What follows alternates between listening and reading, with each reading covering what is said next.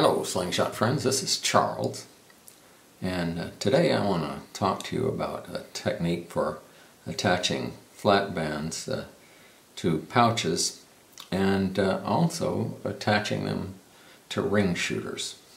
Generally people fumble around and tie flat bands onto pouches and also on ring shooters, but it's just not as convenient as using tubes on ring shooters the way most people do it. So I want to show you a little technique today that works fairly well. If you've bought commercial tubes attached to pouches already, you no doubt have seen them done this way. And it's a very compact and quite nice looking way of attaching the tubes to the pouch. And the thing about it is, it's pretty easy to do. A standard way of doing it is to take a hole punch and on the finest setting and just slip the tube onto the hole punch, pull it a little off to the side, and then punch a hole right in the side of the tube.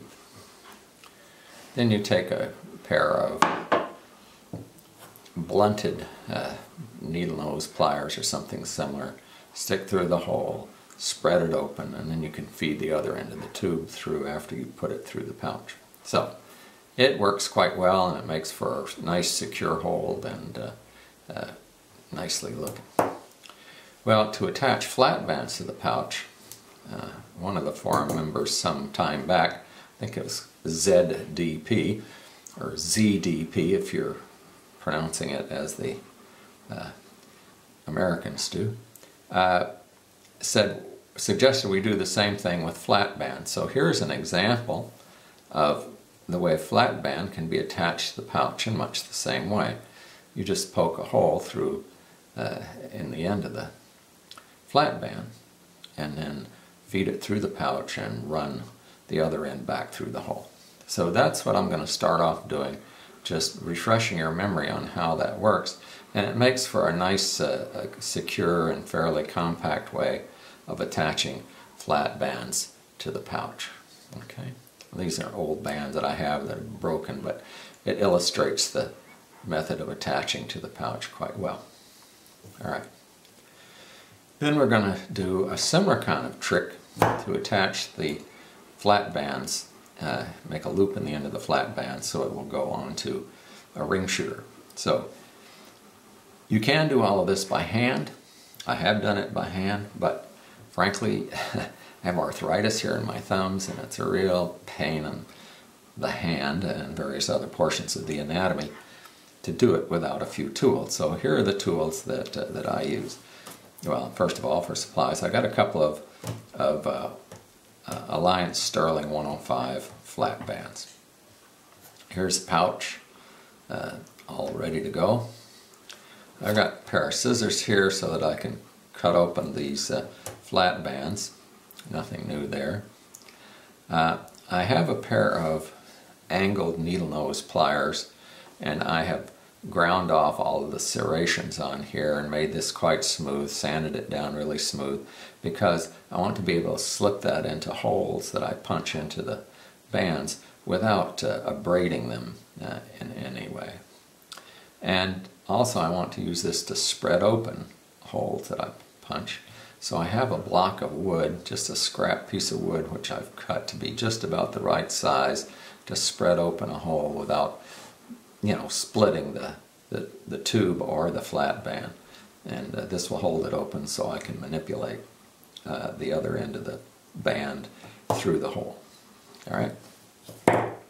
In addition, I have my hole punch, which I'll use to poke holes in the bands.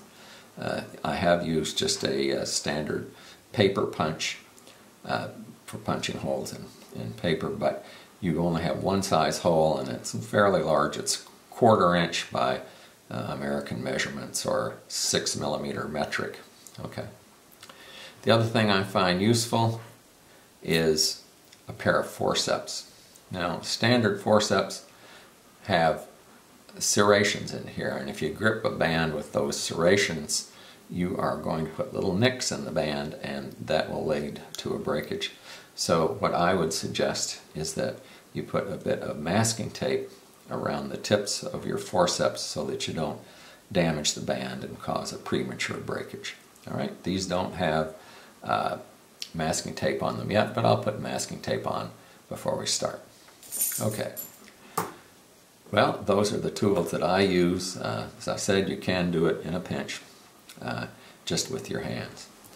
You also need some kind of lubrication so the bands will slip easily through the holes that you punch. And you can use the universally available spit, but quite frankly, I get tired of the taste of rubber in my mouth, so I don't want to put the things in my mouth and, kind of spit on my fingers and then dabble it around. Blech. So I just, have a little glass of water sitting close, and then I can dip the bands in there, dip my finger in there as necessary to provide some lubrication. I guess you could use alcohol because it evaporates fairly quickly and also provides decent lubrication.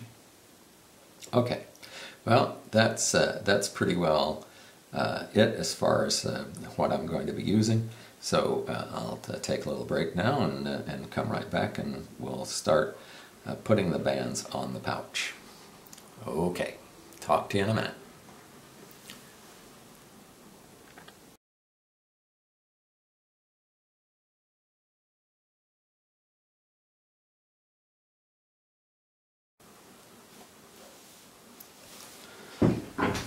Okay, well, let's get started here. You can see I've just used some masking tape here to tape the ends of my forceps, of my hemostats, so that we don't damage any of the rubber when we pull them through. Okay. Well, here's my 105 bands, and on the outside, I like to sort of stretch them a bit. You'll generally find that there's a place or two along the band, maybe a little divot or something, but on the other side you can generally see, just stretch them out a bit, and you'll see where there actually is a seam. You can see it's sort of dark and light here, and sometimes there's more than one. You just have to kind of stretch them around. And if you can see an obvious seam, then that's a good place to cut, because it probably is going to be a bit weak there. And that way you've got the weak spot at the very end of the rubber band where it's not going to break and give you grief later on. So we just cut it in two. There's one of my 105s. I'll do the other one. Stretch it out a bit. See what we got on the inside here. Well, that looks like a seam right there. Probably right there as well. See what we got. Okay, so let's just take this one. Looks pretty good. Not a big deal. Probably wouldn't matter that much where you cut it. Then what I'm going to do is I'm going to mark the band. I'm going to use a ruler. And I'm going to mark it right where I want to poke the hole.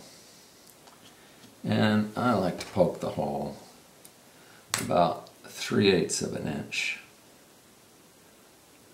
from one end. Okay, so I just mark a little line there. And this one I'll also mark. Well, I'll do one band at a time. No sense watching me do two bands. So let's see. Now, how wide is that thing? It's 5/8 of an inch wide.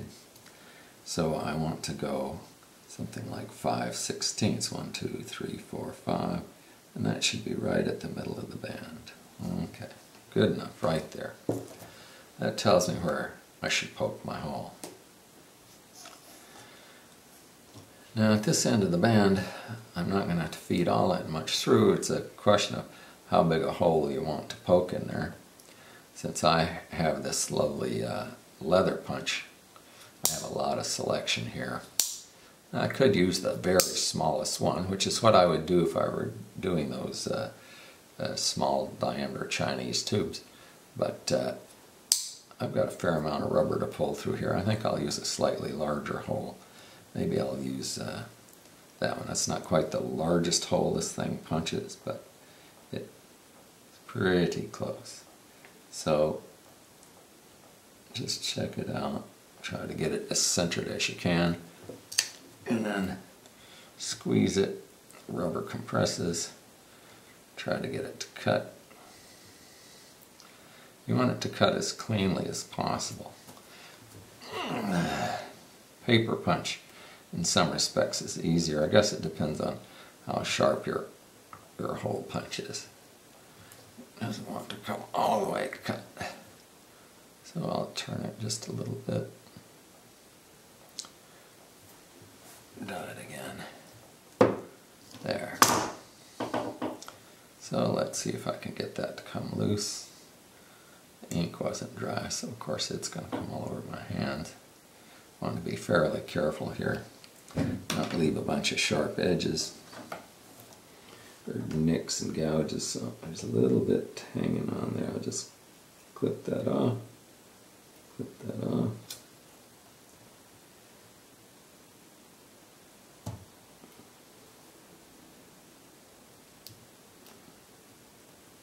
There. Okay. Bit of a mess with that ink, isn't it? I'll get a Kleenex and wipe that off. Hang on for just a half a second here.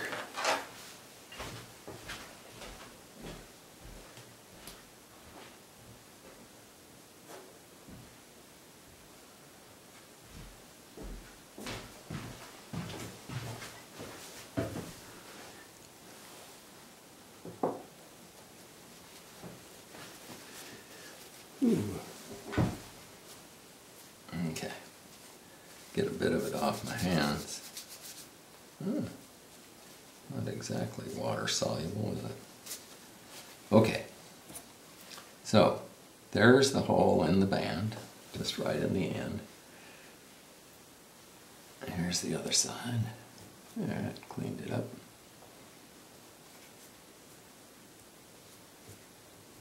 Pretty good. Okay.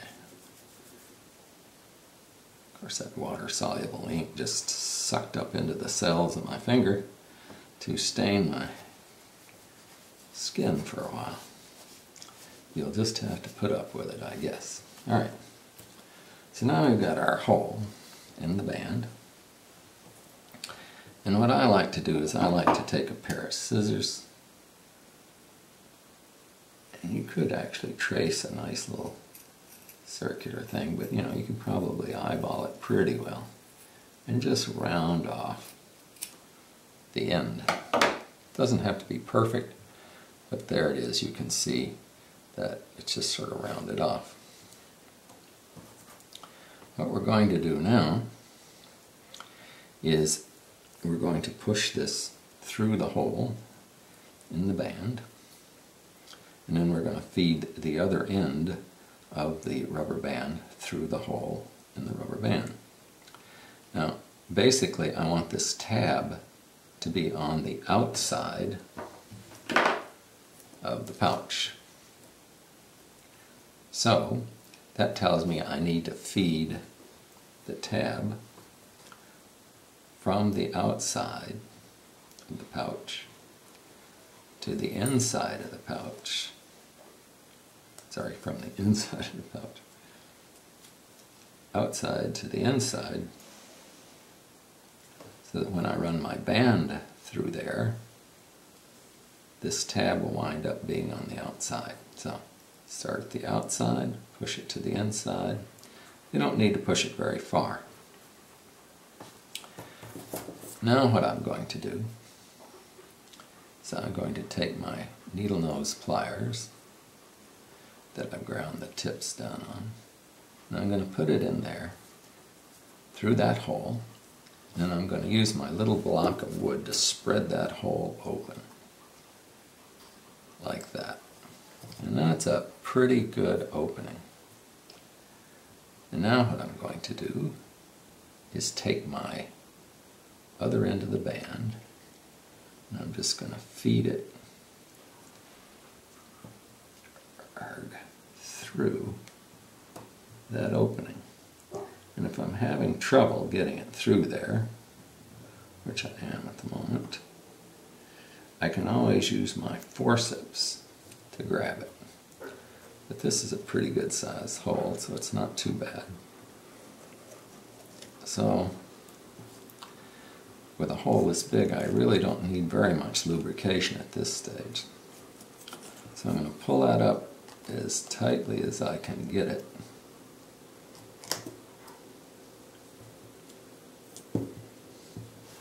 And I can take my block loose and pull those needle nose pliers out. And just try to straighten it around a little bit. And at this point, I may decide I want to put a little bit of lubrication on there.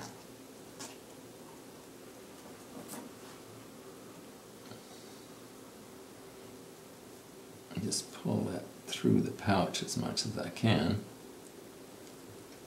And when I pull it, it pulls up quite tight. Okay. So, that's one. You can see when you pull it back, it's not going anywhere. Alright. Now what I'll do is I'll do the other one on the other end. So, you don't need to watch me do it yet again. So we'll take a little break here while I do the other one. Be right back.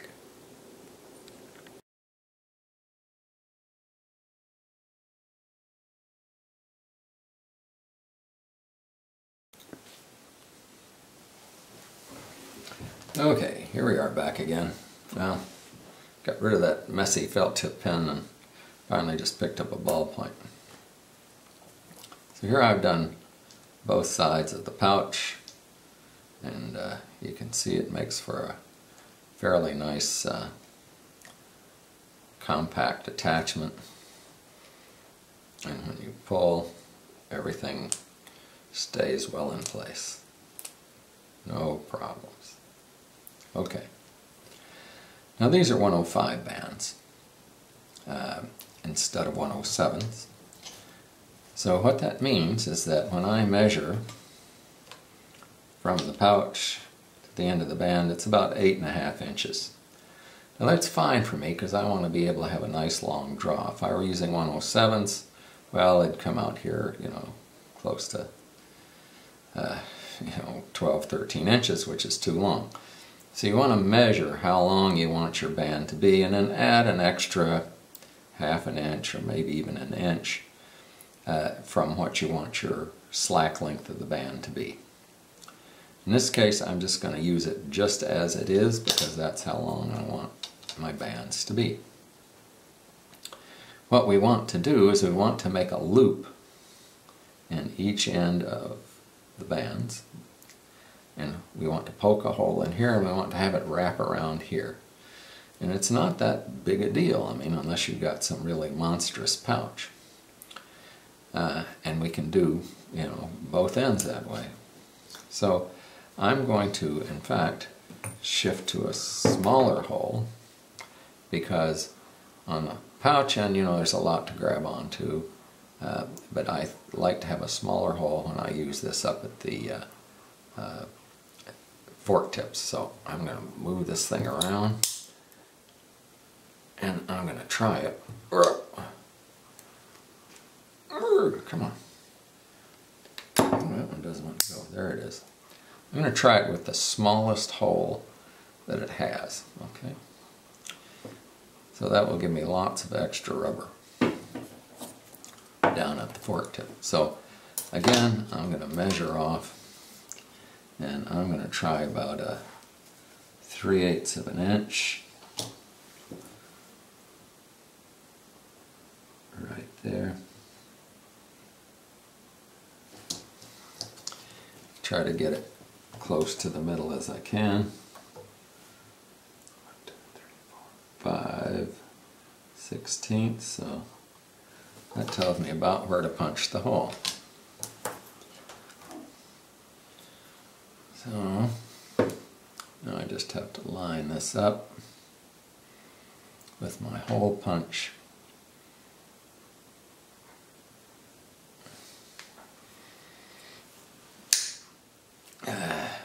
Hopefully, yeah, I think that one got it all. So there it is, there's a little divot. And now I have my tiny little hole in there. Okay. So I want all of this to come through that hole so that the hole winds up on the outside of that band. I'm going to trim my circle around a bit.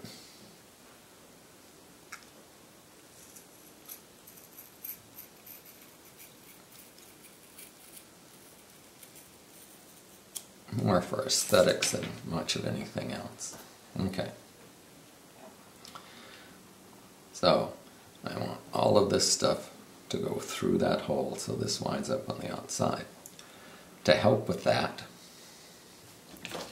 I'm going to use my trusty bent nose pliers here. Force that hole on there. And then I'm going to take the block and spread it. Okay. So there it is. Now I'm going to take this band and shove it through. Now if I was having trouble getting it through there, I'd use the forceps. But it's not bad. Like this. Okay. Now we come to the hard part, and that's getting all of this stuff through there. Whoa. Just keep that block in place. And at this point, I may need a little extra stretchy stuff here, so I'll just use my forceps and try to force that band through. You need about 5 hands to do all of this.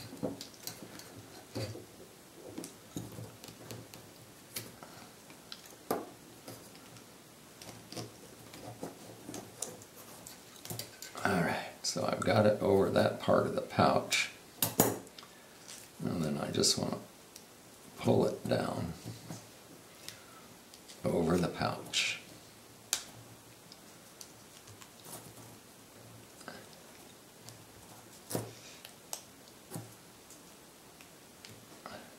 Be sure that my rubber band is flat.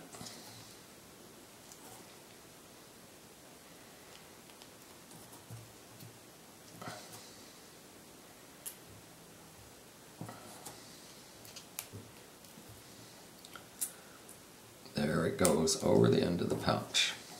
Okay.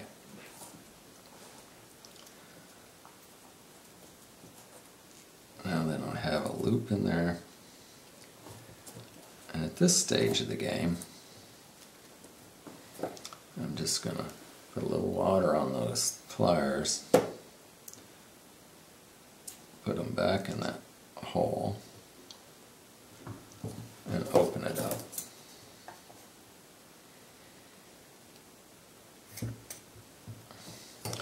And then I can run this down quite a ways. I don't want to run it all the way, I want to leave a loop here. And that will do for now, and when we get it on the rings, we'll tighten it up. So there you have it. In the end, that's about what it's going to look like. Let me just take this off. I've got a nice big loop there, which is fine. I'm going to now take a little break, and I'll do the other one in exactly the same way, and then we'll come back.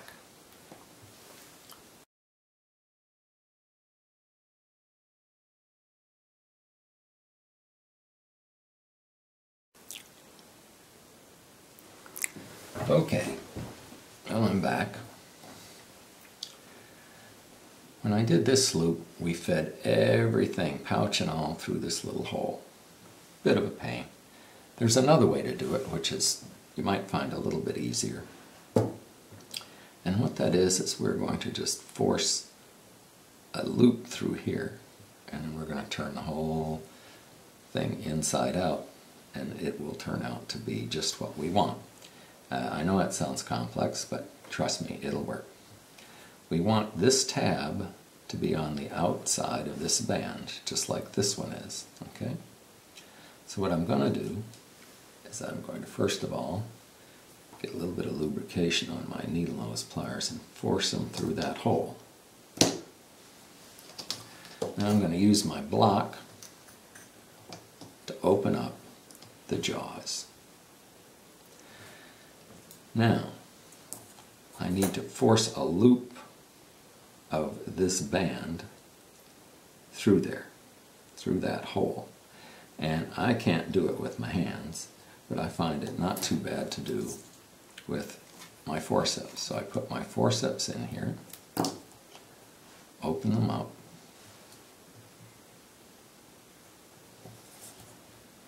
put a little fold in that band, put it into the forceps. Oops, don't need to go down that far, about like that, and lock those forceps. Then I can pull the whole thing, the whole loop, through that little hole, like that. Okay. And now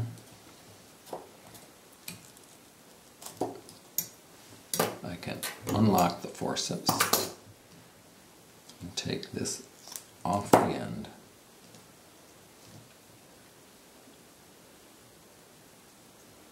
of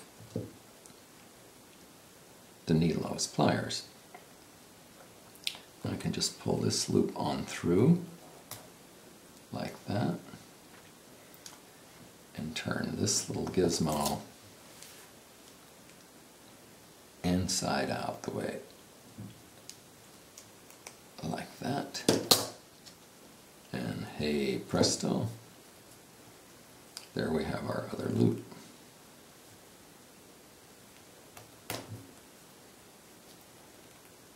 Okay, now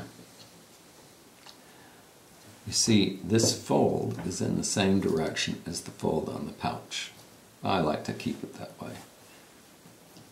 This fold is in the opposite direction, so I can, at this stage of the game, just manipulate it so that the fold goes in the same direction.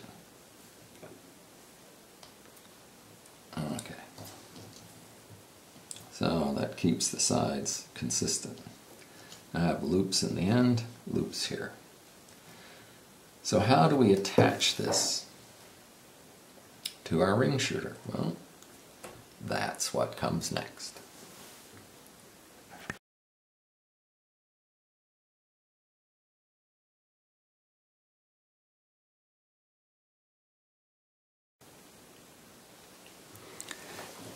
Okay. We've attached flat bands to the pouch, and we've got loops in the ends of our flat bands. And we're now ready to put it on our ring shooter. Here's a nice little ring shooter, and these flat bands will just slip onto the rings in the same way that tubes would. And it depends on your orientation. I'm going to shoot this with the slit here back toward me. If I were going to shoot it with the slit away from me, I would put the bands over on this side. Just depends on how you want to do it. So there's my bands on there. And I will do this one the same.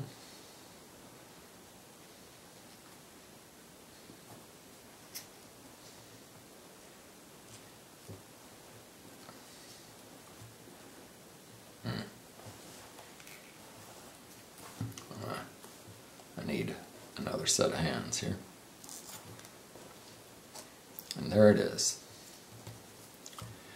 Now the only thing that I need to do is to tighten these up, and to do that I'm just going to put a little bit of water on those bands for lubrication, and then I can just pull them tight like that. A little water on this one, and then I can pull it tight. I didn't get enough water on it. There it is. Okay, so there it is, flat bands attached. A few tugs and everything will settle down. The water dries, it won't slip anymore, and now you have your attachment. It's pretty slick. Once it's done, it's nicely done. Now, if I were going out into the field, I would carry an extra set of these bands all made up, so that in case a band did break, it'd be easy enough just to slip them on there, tighten them up onto the rings, and presto, you're ready to go again. Now that is about as slick a way as I know to attach flat bands to a ring shooter. Okay guys, thanks for watching. I hope you'll find this useful.